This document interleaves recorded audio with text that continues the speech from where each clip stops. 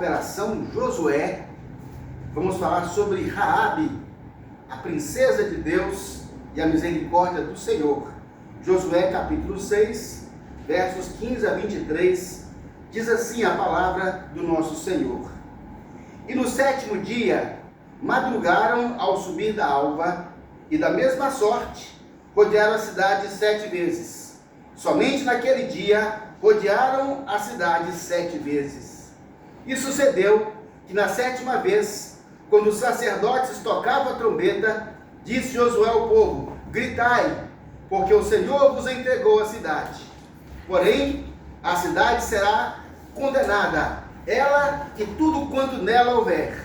Somente viverá Raabe a prostituta e todos que estiverem com ela em casa, porquanto escondeu os mensageiros que enviamos. Tão somente guardai-vos das coisas condenadas, para que, tendo-as condenado, vós mesmos não as tomeis, e assim torneis maldito o arraial de Israel e os confundais. Porém, toda a prata e ouro, e utensílios de bronze e de ferro, são consagrados ao Senhor, irão para o seu tesouro. Gritou, pois, o povo, e os sacerdotes tocaram as trombetas. Tendo ouvido o povo o sonido da trombeta, levantando grande grito, ruíram as muralhas, e o povo subiu à cidade, cada um em frente de si, e a tomaram. Tudo quanto na cidade havia, destruíram totalmente a fio da espada, tanto homens, como mulheres, como meninos, como velhos, bois, ovelhas e jumentas.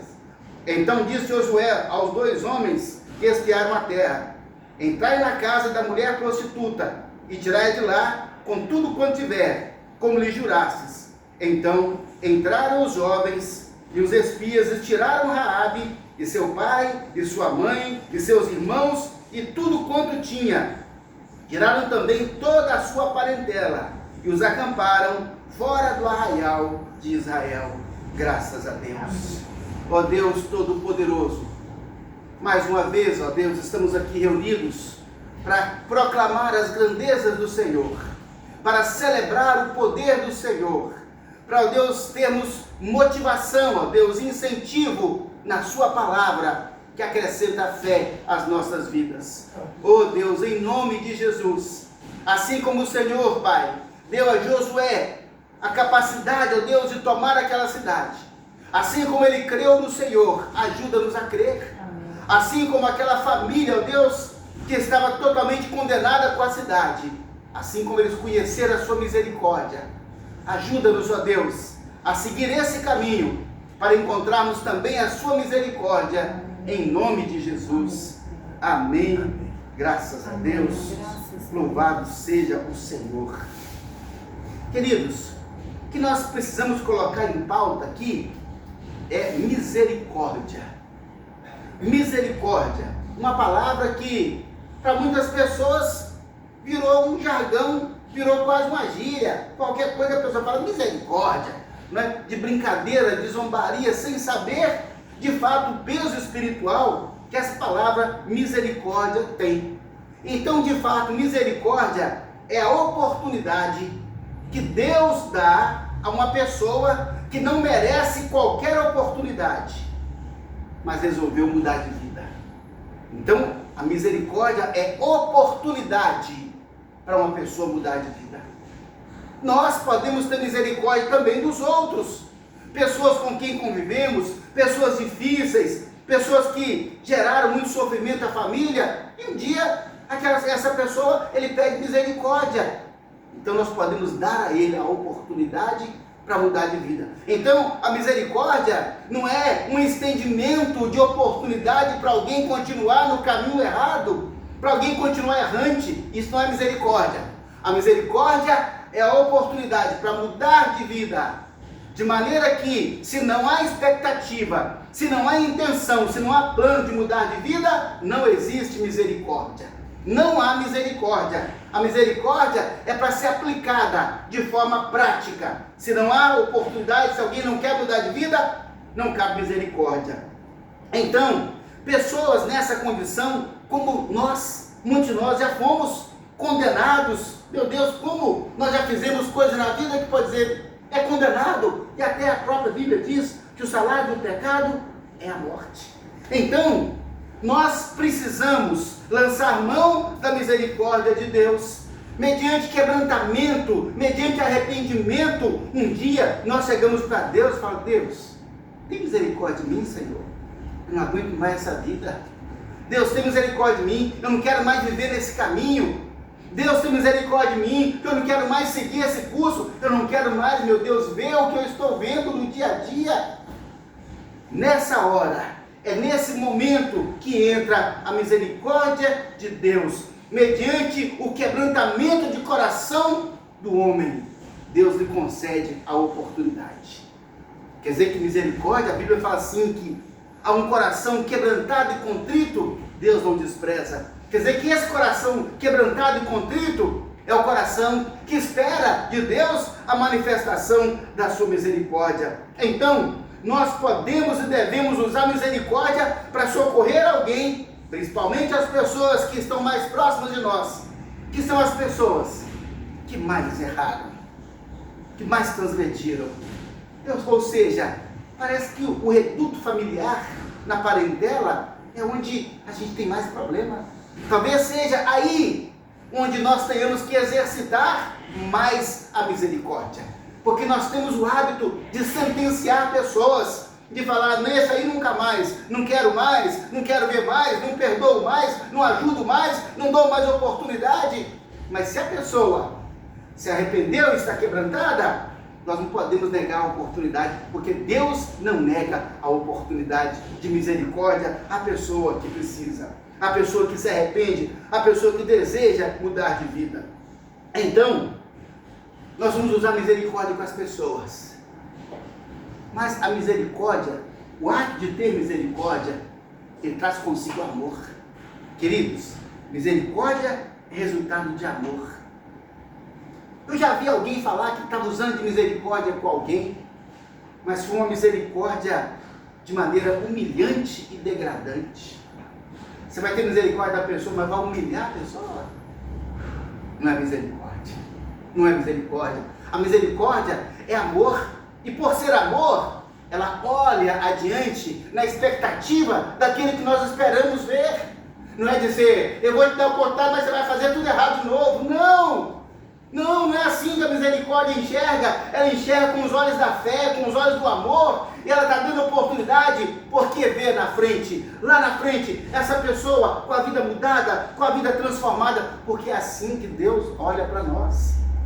É assim que Deus olha para nós. Quando Jesus estava lá na cruz pregado, ele falou: Pai, perdoa-lhes porque não sabem o que fazem. Jesus estava olhando lá na frente, o nosso coração quebrantado, arrependido, a nossa vida mudada.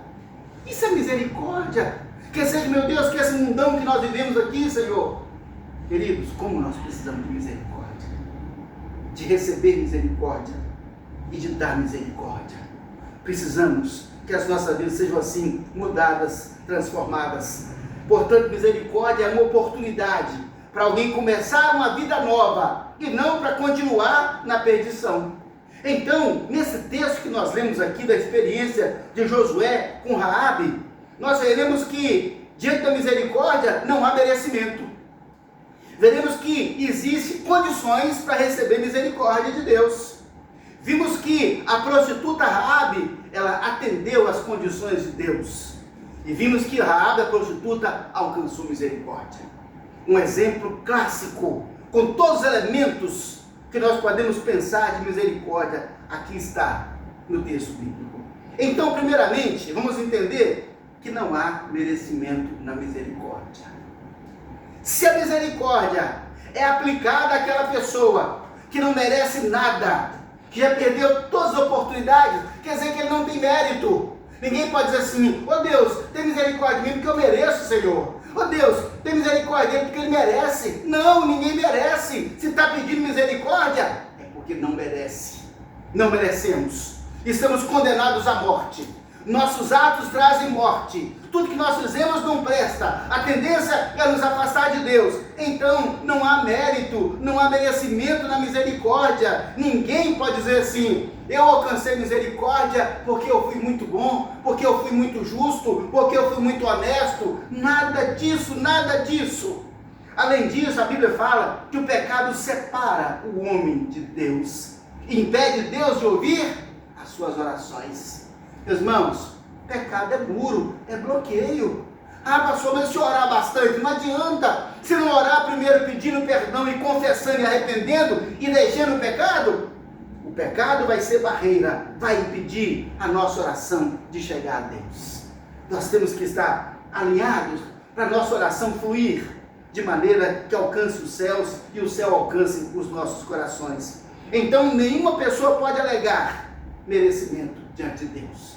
Oh Deus, fazer lá igual o publicano, o fariseu e o publicano. O fariseu falava: oh Deus, não sou como esse homem, eu dou o dízimo, eu sou misericordioso, eu guardo o sábado, eu faço jejum. Ele trazia para si, não é, os méritos das suas atitudes e batia no peito, dizendo: ó Deus, eu mereço. Mas o outro batia no peito e falava: Senhor, eu não mereço nada, Senhor, eu estou perdido, eu estou perdido. Então, queridos, nenhuma pessoa vai dizer: eu mereço, Senhor, porque eu sou bom. Olha só o que a Bíblia no profeta Isaías fala. Fala assim: nenhum de nós, por nossas obras, pode reivindicar justiça, por justiça e intervenção de Deus.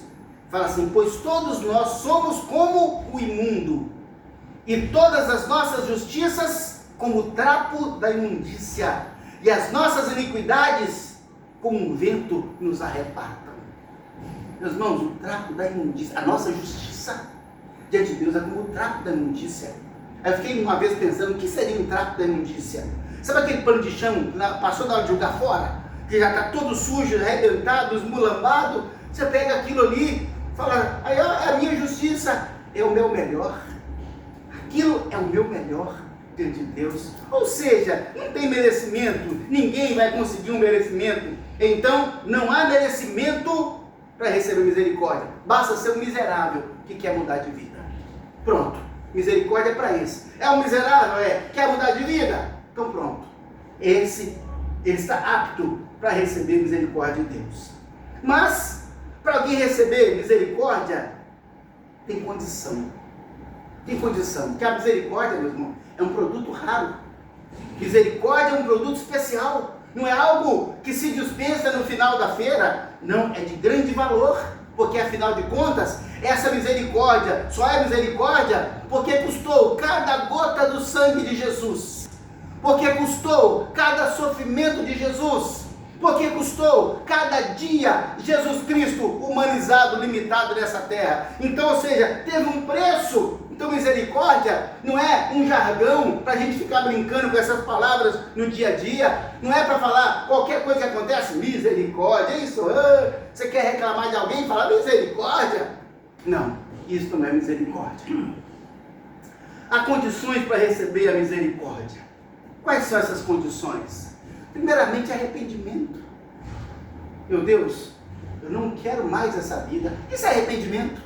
Arrependimento é: eu não quero mais ser assim, eu não quero mais viver assim, eu não quero mais falar isso, eu não quero mais pensar isso, eu não quero mais agir assim, aquilo que contraria Deus. Isso é arrependimento, é um desejo interno, lá no íntimo do ser, que eu falo: eu não quero mais essa vida. Meus irmãos, isso é arrependimento. A pessoa lutar muito contra aquilo, abominar as próprias ações, dizer: não, eu não concordo comigo, eu não quero mais ser isso, eu não quero mais fazer assim. E esse arrependimento, ele traz consigo a necessidade de colocar para fora. É a confissão. A confissão é a maneira de jogar para fora aquilo que nós não queremos. Quando a Bíblia fala que quando a pessoa guarda, ele esconde, a Bíblia fala que ele adoece. Mas quando ele põe para fora, ele é curado, a alma é curada. Então, nós precisamos do arrependimento. E agora temos que colocar para fora. Fala com Deus. Dá nome. Dá nome. Deus, olha aqui, eu sou isso, aquilo outro. Eu fiz isso, aquilo outro, meu Pai. Eu não quero mais essa vida. Falar com Deus é abstrato. Então fala com alguém. Fala com uma pessoa de confiança. Fala com uma pessoa que tem maturidade. Que essa pessoa vai nos ouvir. Essa pessoa vai orar conosco, ela vai nos aconselhar, ela vai nos fortalecer, ela vai nos incentivar e até vai nos mentorear. E aí, como é que está, fulano? Você está indo bem? Porque eu preciso disso, colocar para fora, compartilhar, pedir ajuda a alguém. Essa é uma maneira de nós ficarmos livres das nossas mazelas que nos fazem sofrer, que façam que a nossa justiça seja como um trapo e nos afasta de Deus. Arrepende, confessa e agora abandona a prática pecaminosa. Sinal de arrependimento é isso. Não é só dizer, não quero mais. Fala, não quer mais. Não é só dizer, Senhor, pequei. Não é só a confissão. Agora é ainda o abandono. Essa não é mais a minha vida. Isso não é mais uma atitude minha. Não, isso é meu passado. Eu fui isso no passado. Um dia eu já fiz isso. Hoje não sou mais isso. É o abandono. É nascer de novo. É a nova natureza. Por isso que a Bíblia fala que se alguém está em Cristo, nova criatura é. As coisas velhas já passaram, tudo se fez novo. Então, em Cristo nós somos uma nova pessoa. Aquela pessoa morreu. Por isso que a Bíblia fala que nós somos sepultados. Com Cristo nós somos sepultados na morte. Daí a necessidade do batismo. Porque o batismo é uma forma pública de dizer, olha, vocês lembram do Naasson? Pois é, aí ele morrendo aqui agora, ó, é o batismo. Aquele morreu, o que nasceu agora é outro. Aquilo que o Naasson fazia eu não faço mais. Os valores que o Naasson defendia eu não defendo mais. É nascer de novo. É o que Jesus falou com Nicodemos. Nicodemos, você tem que nascer de novo. Isso faz parte do processo de arrependimento. Esse abandono da velha prática. E, além de abandonar o mal, essa pessoa agora começa a praticar o bem.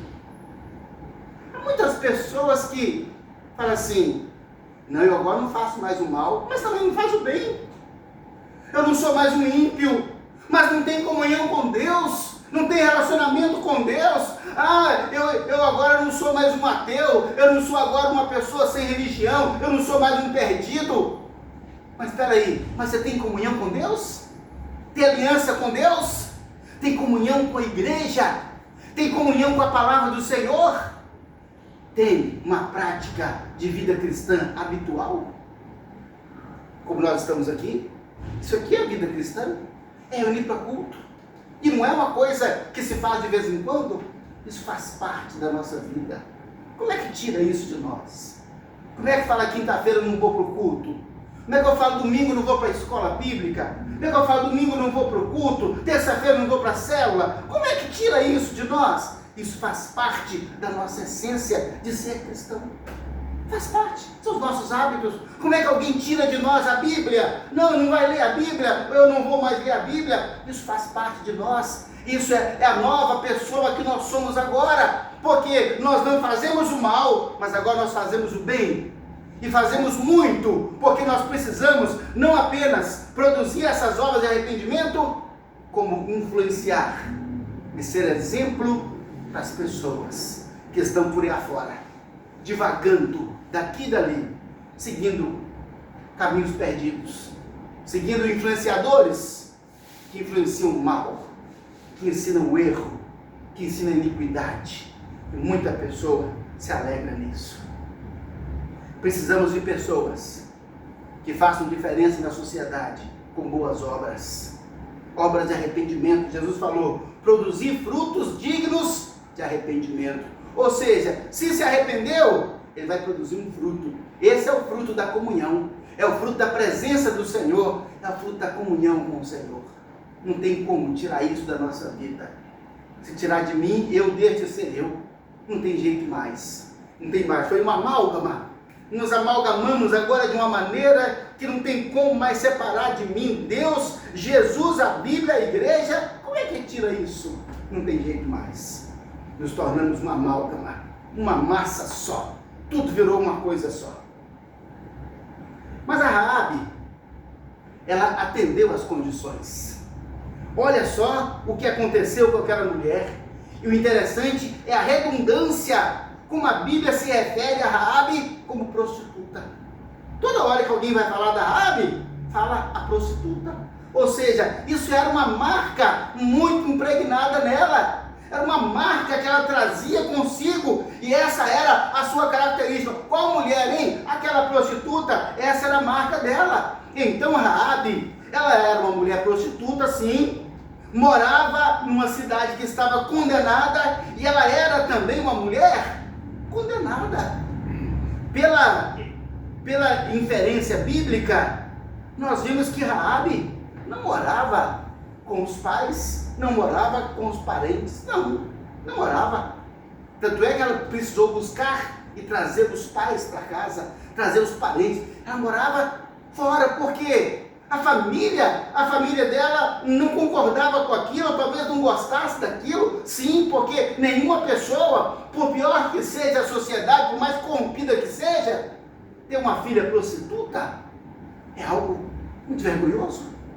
Então Raabe, ela morava separada de todos. Podemos inferir isso pelo texto bíblico, quando manda trazer as pessoas para a casa dela. Então, uma mulher socialmente, moralmente, espiritualmente condenada, numa cidade que agora estava condenada. Ou seja, que perspectiva de vida essa mulher poderia ter?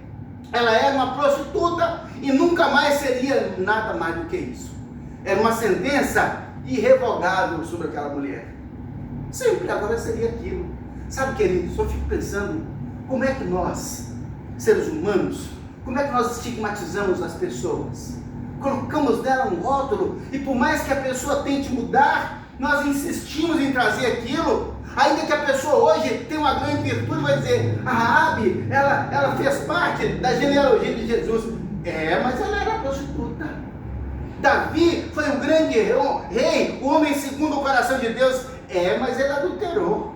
Quer dizer, meu Deus, as pessoas sempre querem trazer um estigma, quer trazer alguma coisa. Não, o que nós vamos encontrar aqui na palavra, nós vamos encontrar Deus querendo reconstruir, vamos encontrar Deus querendo refazer, vamos encontrar Deus querendo dar oportunidade, ter misericórdia das pessoas. Simplesmente isso. Para muitas pessoas, uma vida como a da Raabe era o fim da linha, era o fim da vida. Simplesmente não tinha mais expectativa além daquilo. Mas algo mudou a vida dela. Queridos, algo mudou a vida dela. Tudo a partir do que ela ouviu. Nós temos que ouvir. Nós temos que dar ouvidos, não aos estigmas que as pessoas trazem, mas a esperança que a mensagem do Evangelho traz. Raabe ouviu falar que o Deus de Israel tiraria os cananeus daquela terra e daria aquela terra ao seu povo israelita. Ela ouviu isso. Isso era comentado na cidade. Ela ouviu também falar que ele havia destruído o exército de Faraó e que abriu o Mar Vermelho. E ela ouviu falar ainda que ele abriu o rio Jordão diante de Israel e eles atravessaram o rio a pé seco. E ela ouviu ainda de Og e de Bazã, reis grandiosos, que eram homens poderosos que formavam um cordão sanitário para que ninguém atravessasse e chegasse à terra de Canaã.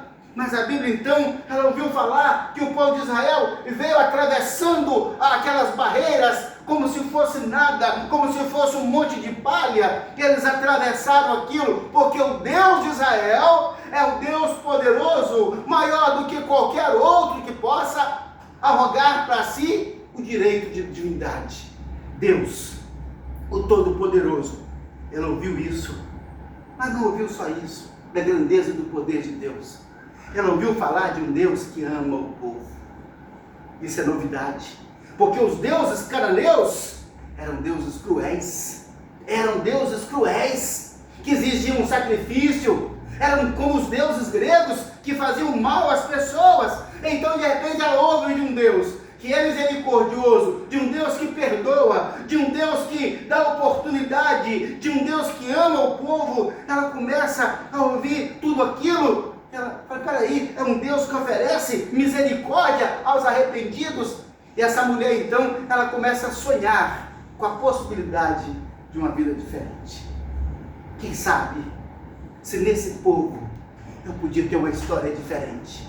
Quem sabe, se com esse Deus, a minha vida poderia ser diferente. Quem sabe eu poderia agora ter a minha jornada mudada. Enquanto muitas pessoas olhavam para Deus, olhavam para Israel, olhavam para Josué e pensavam morte e destruição, Raabe seguiu na contramão da direção, porque quando ela ouviu falar de Josué, de Deus de Israel, ela pensou em esperança, ela pensou em oportunidade, ela pensou em vida. Olha só, queridos, isso é a fé. Por isso que Raabe foi citada na galeria dos heróis da fé, que foi uma mulher que creu contra a esperança. Enquanto todos temiam, ela se alegrava pensando na oportunidade que Deus poderia dar a ela. Queridos, a fé faz isso conosco. A fé faz isso, ela traz esperança. Quando as pessoas só pensam em morte, traz vida. Quando alguém só acha que agora tudo acabou, que não tem mais esperança. A fé fez isso na vida de Raabe, transformou completamente a vida dela. Então nisso, ela viu em Deus a oportunidade de mudar a sua vida, de mudar a sua história, de mudar tudo que havia ao redor dela. Então ela atendeu às condições de Deus para receber misericórdia, porque a Bíblia diz assim: pela fé, Raabe, a meretriz, não foi destruída com os obedientes, porque ela creu em Deus. Raabe creu em Deus e pela fé não foi destruída. Então quer dizer que ela creu em Deus. Olha o que aconteceu, e olha só, queridos, ela não teve medo de correr risco para crer em Deus. Nós ficamos pensando, meu Deus, na cristandade moderna, as pessoas têm medo de correr risco. Queridos, deu oportunidade, surgiu a chance, então por que nós vamos ter medo? Por que as pessoas não têm medo de correr risco, ter medo de crer em Deus, ter medo de se entregar ao Senhor, ter medo de que Deus manifeste algo grandioso? Ah, meu Deus, veja só que Raabe, ela arriscou, ela teve coragem de arriscar. A fé é assim, a fé exige de nós coragem, a fé exige de nós uma postura, postura, ou seja, eu preciso, a gente passa por uma crise em fé, porque a Bíblia fala, eu sei o que Deus pode fazer, mas vem agora a nossa decisão. Decide por Deus, decide pela palavra, corre o risco para ver a manifestação do poder de Deus. E foi o que Raabe fez naquele dia, quando aqueles homens espiões de Israel chegaram e foram à casa dela. Ela falou: olha, eu tenho ouvido falar do seu Deus, será que Ele me salva? Será que Ele me salva? Quer dizer, Raabe, ela creu em Deus, e não apenas creu em Deus, mas a Bíblia nos conta que naquele momento ela fez uma aliança com Deus, por meio dos dois espiões que foram à casa dela. Ela fez uma aliança com Deus, Deus agora de Israel era o Deus dela. Ela creu naquele Deus, ela adotou aquele Deus para si, ela adotou aquele Deus para a família dela. Isso é mudança de vida, isso é arrependimento. E Raabe, queridos, daquele momento em diante, ela não era mais prostituta, porque ela tinha agora uma aliança com Deus vivo, e agora ela vivia na fé, na esperança de que aquele povo viria para resgatá-la, de que estaria o fio escarlata pendurado na sua janela, e eles iriam resgatá-la. E aquela mulher agora se torna uma mensageira de esperança, uma mensageira de salvação, porque ela vai proclamar a palavra de Deus de salvação a todos os parentes, olha como Deus faz coisas extraordinárias. Ela praticou obras que agradaram a Deus, escondeu os espiões, deu fuga a eles e correu risco, e agora proclamava a salvação, chamou toda a sua família, chamou todos os seus parentes para a sua casa, onde a salvação seria garantida a todos eles. A casa delas, querido, não era mais uma casa de prostituição, era uma casa de salvação. Olha como Deus muda, agora Raabe não era mais a prostituta, Raabe agora era a testemunha do Deus de Israel, que chegou naquela cidade e teria misericórdia de quem quisesse a sua misericórdia. Foi o que aconteceu naquele dia, quando ela viu a oportunidade de mudar de vida, mudar a sua história, o seu destino. Raabe agarrou-se a essa oportunidade. Muitas vezes, querido, essa decisão de agarrar a misericórdia causa dor, causa medo, causa insegurança, causa crise, Mas nós precisamos nos agarrar a ela. A gente faz uma campanha de oração. O que é uma campanha de oração? É uma oportunidade de mudar a história. É uma oportunidade, meus irmãos. É um desafio. A gente aceita o desafio. Deus, eu vou fazer, Senhor, esse desafio aqui. Eu vou aceitar, Senhor Deus, essa proposta, esse voto, meu Pai. Porque eu preciso, meu Deus, que algo na minha vida seja mudado. É oportunidade. E oportunidade a gente tem que agarrar. Não podemos tratar com leviandade. Não podemos tratar como se fosse qualquer coisa. Não criamos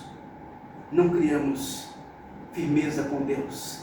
Não criamos, sabe, uma aliança forte com Deus. Por quê? Porque não nos apegamos com força. Então Deus não sente firmeza em nós. Querido, é a nossa vida. É a nossa vida que nós arriscamos. É a nossa vida que nós colocamos na obra. É isso que nós colocamos. Então nós temos que nos apegar à oportunidade e segurar essa decisão com força. Vai haver dor, medo, insegurança e crise. Vai, meus irmãos. Vai. Mas a mudança de vida, a misericórdia, é para aqueles que aceitam pagar esse preço. Se não pagar esse preço, meus irmãos, é balela. Vida cristã, balela. A gente precisa. E Deus tem uma expectativa grande em nós, meus irmãos.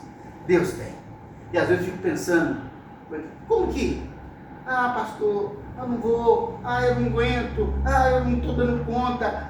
Porque isso, aquilo, outro. O dia que o profeta Jeremias, todo perseguido de um lado do outro, falou: Deus, eu não estou aguentando mais. Deus falou: aí, Jeremias, se correndo com o que vai a pé, você não está dando conta, e quando você for correr com gente que está a cavalo, como é que você vai fazer?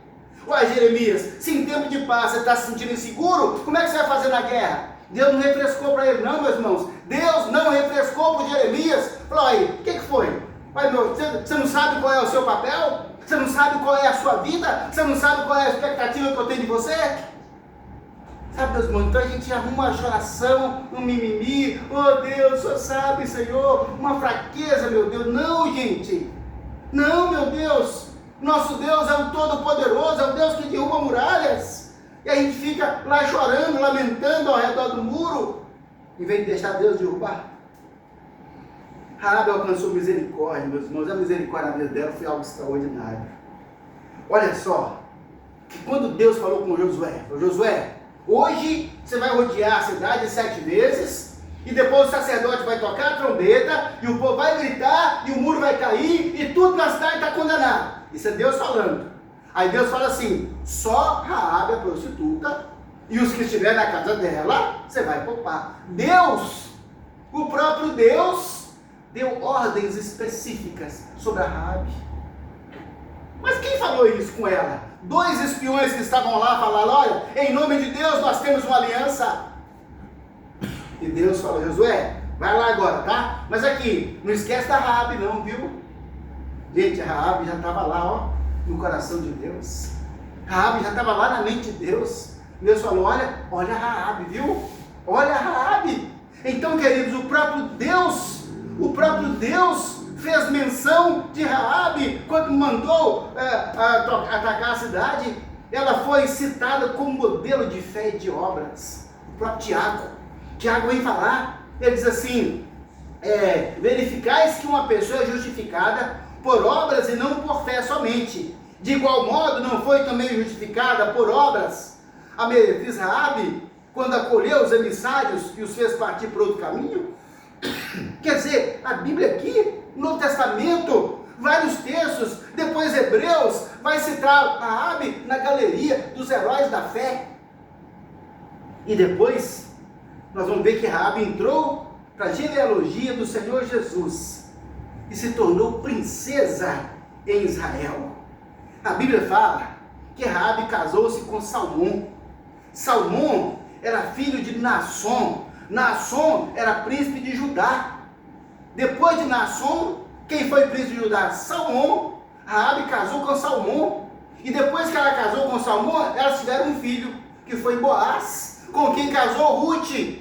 A Ruth se casou com Boaz, e dali nasceu Obed. Do Obed nasceu Jessé. Do Jessé nasceu Davi, o grande rei de Israel, da genealogia de Jesus. Querido, olha a herança de Raabe. Das 5 mulheres que são citadas na genealogia em Mateus, está Raabe. E ela era cananeia. Ela nem era israelita. Ela era cananeia. Olha como é que Deus transforma.